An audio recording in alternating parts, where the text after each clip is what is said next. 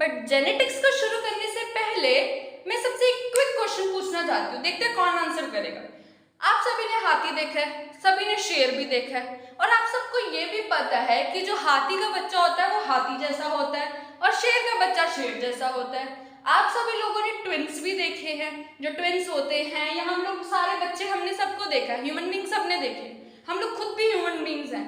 तो आप लोगों ने ये भी देखा है कि जो ट्विंस होते हैं वो सेम भी दिखते हैं, कई ट्विंस ऐसे होते हैं जो सेम भी नहीं दिखते हैं। तो ये ऐसा होता क्यों है? इस सब को आंसर करने के लिए हमारे पास एक सिंपल टॉपिक है जो हमारा आज का टॉपिक भी है, दैट इज जेनेटिक्स। तो हम लोगों को बताती हूँ कि जेनेटिक्स होता क्या है। कि जो जेनेटिक्स है वो एक ऐसी ब्रांच है बायोलॉजी की जो इनहेरिटेंस और वेरिएशन जैसे चीज़ों पे वर्क करता है। ठीक है, आप सभी को बताने के लिए सबसे पहले मैं बात करती हूँ इनहेरिटेंस की। इनहेरिटेंस वो कैरेक्टर्स होते हैं जो हमें हमारे पेरेंट्स से मिलते हैं। ठीक है, फॉर एग्जांपल अब जैसे एक फ्रेंड है, उसके फादर जो है उसकी हाइट 6'1" है बिल्कुल, एंड बॉडी टाइप अच्छी बॉडी है, मस्कुलर है, और उनका जो बेटा है वो भी बिल्कुल वैसा ही है। उनकी जो बेटी है उनमें भी उसकी हाइट बहुत अच्छी है, उसका वेट भी काफ़ी अच्छा है, बॉडी भी उसकी काफ़ी अच्छी है। तो इसका मतलब कि जो कैरेक्टर्स उसके फादर में थे वो भी उसके अंदर आए हैं। ठीक है, और उसकी मदर की हेयर कलर ब्राउन है, उसका भी हेयर कलर ब्राउन है, तो यानी वो कैरेक्टर उसकी मदर से उसके अंदर आया है। तो these are the characters that are transferred from parents to offspring, or these are the characters that are transferred from one generation to the next generation। उसे हम क्या कहते हैं? इनहेरिटेंस कहते हैं। अब हम बात करते हैं हमारी नेक्स्ट डेफिनेशन की, जो कि है वेरिएशन। वेरिएशन क्या होती है कि जो करेक्टर्स हमें हमारे पेरेंट्स से नहीं मिले हैं, यानी जो हमारे पेरेंट्स से हमारे अंदर करेक्टर्स अलग है।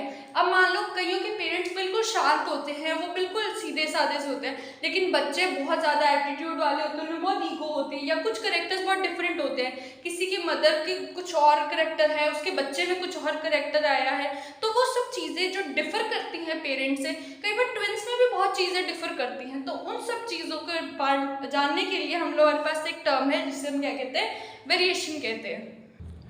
तो show the differences in the traits or characters of an individual of a progeny from each other and from their parents, उसे हम क्या कहते हैं? वेरिएशन कहते हैं। सो अब हम नेक्स्ट बात करते हैं हमारे बहुत ही अच्छे साइंटिस्ट के बारे में, दैट इज जॉर्ज। अब हम लोगों ने इनहेरिटेंस के बारे में तो पढ़ लिया, ठीक है। अब हम बात करते हैं कि अब ये मैंने अभी पीछे बोला था कि हमारे एक प्यारे से बहुत अच्छे से साइंटिस्ट है जिनका नाम है जॉर्ज जोहन मेंडल। एंड आप सभी जानते हो कि जो हमारे जॉर्ज जोहन मेंडल हैं, ये फादर ऑफ जेनेटिक्स भी कहलाते हैं, बिकॉज इन्हीं के एक्सपेरिमेंट्स की वजह से हम लोगों को जो लॉज है इनहेरिटेंस के, हमें इनहेरिटेंस का जो कंसेप्ट है वो बहुत अच्छे से समझ आया है।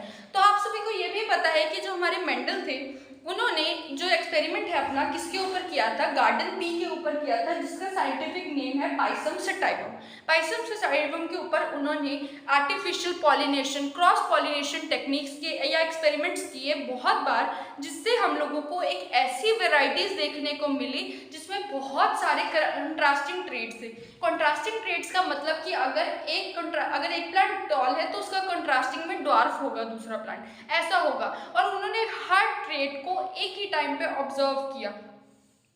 उन्होंने प्लांट्स को अल्टरनेट फॉर्म्स के साथ, सिंगल ट्रेड के साथ भी हाइब्रिडाइज करवाया।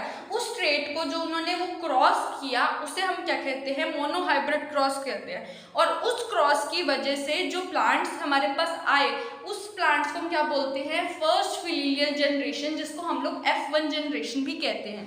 ठीक है, फिर मेंडल ने क्या किया कि जो हमारे पास प्लांट्स फर्स्ट फिलियल जनरेशन में आ गए, जो हमारी F1 जनरेशन के प्लांट्स थे, उन्हीं प्लांट्स को उन्होंने क्या किया? सेल्फ पॉलिनेट कराया।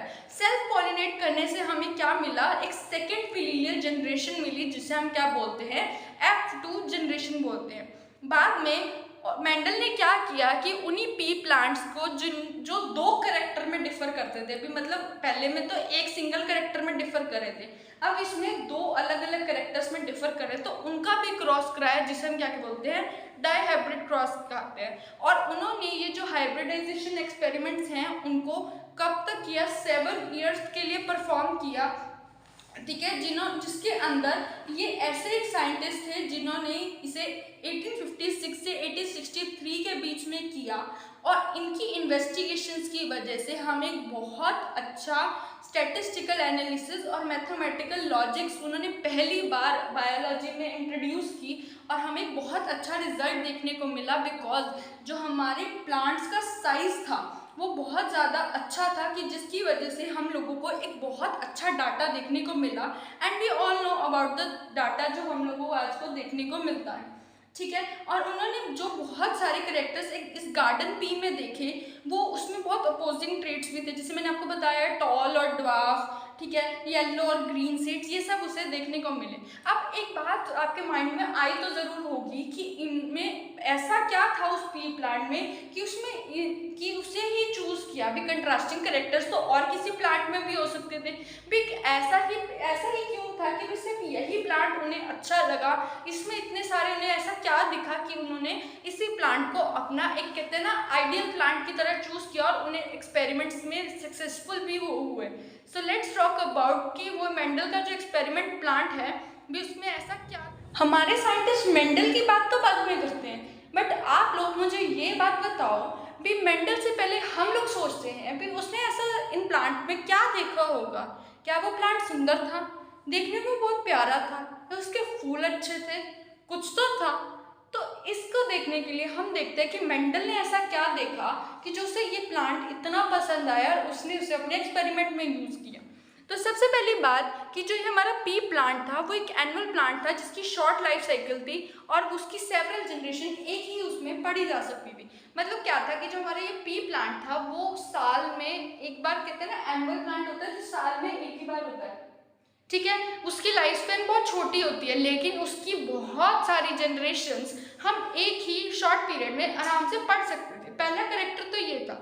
दूसरी बात कि जो ये हमारा पी प्लांट था ये परफेक्ट बाइसेक्शन, इसके अंदर हमारे क्या थे, मेल फ्लावर्स भी थे और फीमेल पार्ट्स जो होते हैं फ्लावर्स में, वो दोनों पार्ट्स एक ही फ्लावर के अंदर प्रेजेंट थे। तो ये बहुत ही परफेक्ट था हमारे उसके लिए, काम के लिए।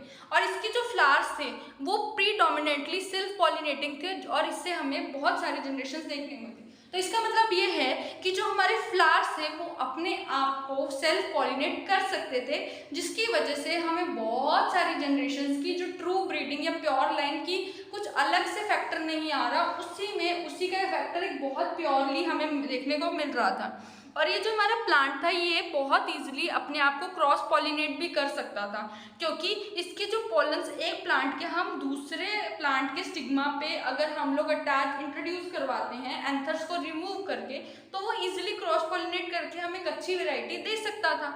और हमारे जो ये पी प्लांट था ये हमें बहुत सारे सीड्स प्रोवाइड करता था एक ही जनरेशन के अंदर। अब इसके अंदर बहुत सारी जनरेशन पढ़ सकते थे, तो अगर एक जनरेशन के अंदर ये इतने सारे सीड्स दे रहा था, तो सोचो जो मल्टीपल जनरेशन्स ये एक छोटे टाइम पीरियड में दे रहा था, तो उसमें कितने सारे सीड्स होते होंगे, ठीक है। और ये पी प्लांट की जो मेंटेनेंस थी, इसकी कॉस्ट थी, इसकी हैंडलिंग, सब कुछ बहुत एक कहते हैं ना अफोर्डेबल और इकोनॉमिकली भी उसमें बहुत शातिर था। वो उसने इकोनॉमिकली भी सोचा कि यार एक तो ये तो नॉर्मल सा प्लांट है, इसके मेंटेनेंस भी कम लग रही है, हैंडल भी बहुत इजीली हो रहा है, तो उसने सोचा क्यों ना इसी पर लिया जाए।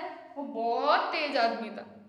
अब उसने बहुत सारे इजीली डिटेक्टेबल कंट्रास्टिंग करेक्टर्स भी देखे।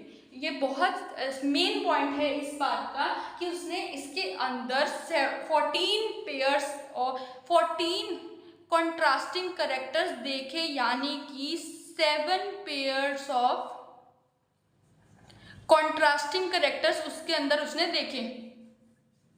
अब वो कंट्रास्टिंग करेक्टर्स ऐसे क्या थे जो उसने उसके अंदर देखे, तो आइए देखते हैं। और तब तक आप लोग दिमाग लगाइए भी ऐसे क्या क्या कंट्रास्टिंग कैरेक्टर्स उसने उसके अंदर देख कर रहे थे। 7 पेयर ऑफ कंट्रास्टिंग कैरेक्टर्स की जो मेंडल ने उस पी प्लांट में देखे, जिसकी वजह से उसने आपसे अपना as a experiment plant choose किया। तो सबसे पहली बात करते हैं हमारा सीड की शेप। जो उस प्लांट के सीड की शेप थी वो, अब मैंने यहाँ पे 2 टर्म्स लिखी हैं, डोमिनेंट और रिसेसिव। डोमिनेंट एक करेक्टर होता है जो अपने आप को एक्सप्रेस कर देता है, और रिसेसिव वो करेक्टर होता है जो अपने आप को एक्सप्रेस नहीं कर पाता है। फॉर एग्जाम्पल मैं इसका एक बहुत प्यारा सा अच्छा सा एग्जाम्पल देती हूँ कि फॉर एग्जाम्पल अब एक फादर हैं, उनके हेयर का कलर ब्लैक है और मदर हैं, उनके हेयर का कलर ब्राउन है, ठीक है। तो जो हमारा बेबी है उसका हेयर कलर ब्राउन है, तो यानी यहाँ पे जो मदर के हेयर के कलर का जो करेक्टर है वो डोमिनेंट हो गया, यानी कि वो दिखाई दे रहा है, उसने अपने आप को डोमिनेट कर लिया, ठीक है। जिसकी वजह से जो बच्चे का हेयर कलर है वो भी क्या है, ब्राउन है। लेकिन फादर का जो हेयर कलर का जो करेक्टर है वो क्या हो गया, रिसेसिव हो गया, वो अपने आप को एक्सप्रेस नहीं कर पाया, जिसकी वजह से बच्चे का हेयर कलर ब्लैक नहीं है। दैट्स वाई यहाँ पे जो करेक्टर्स है वो डोमिनेंट भी है और रिसेसिव भी है। डोमिनेंट वो होते हैं जो अपने आप को एक्सप्रेस कर पाते हैं, और रिसेसिव वो होते हैं जो होते हैं लेकिन वो अपने आप को एक्सप्रेस नहीं कर पाते। तो सबसे पहला बात जो हमारा करेक्टर आता है सीड की शेप, तो यहाँ हमारे पास जो डोमिनेंट करेक्टर है राउंड और रिसेसिव करेक्टर है रिंकल्ड। सेकेंड उसने जो करेक्टर देखा दैट इज सीड का कलर, भी जो सीड है उसका क्या कलर है, डोमिनेंट जो है यहाँ पे वो है येलो, येलो कलर जो हमें देखने को मिलता है, और ग्रीन कलर है जो रिसेसिव है। थर्ड आता है हमारा फ्लावर का कलर, भी उसके फ्लावर का कलर कैसा है, भी जो ग्रीन पीस जो फ्लावर्स होते हैं उनके बेसिकली हमें वॉयलेट फ्लावर्स देखने को मिलता है, और उनके वाइट फ्लावर्स जो हैं, जो वाइट करेक्टर है वो हमारा क्या है, रिसेसिव है।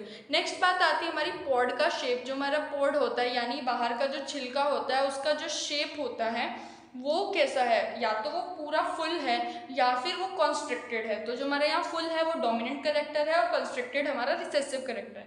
नेक्स्ट बात आती है पॉड के कलर की बात आती है, जो हमारा पॉड का कलर है वो डोमिनेंट हमारे पास है ग्रीन और रिसेसिव में हमारे पास क्या है, yellow.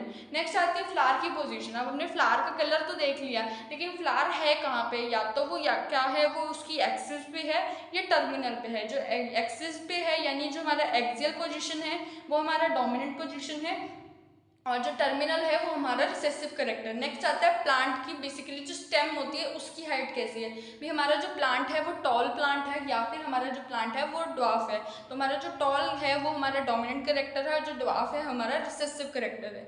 So this is all about this video. ये आज की वीडियो के लिए बहुत अच्छा है, तो जिसने हाथी देखा है, शेर देखा है, वो प्लीज़ सब्सक्राइब करें चैनल को, and please like share subscribe to my channel. So मिलते हैं नेक्स्ट वीडियो में, बाय बाय।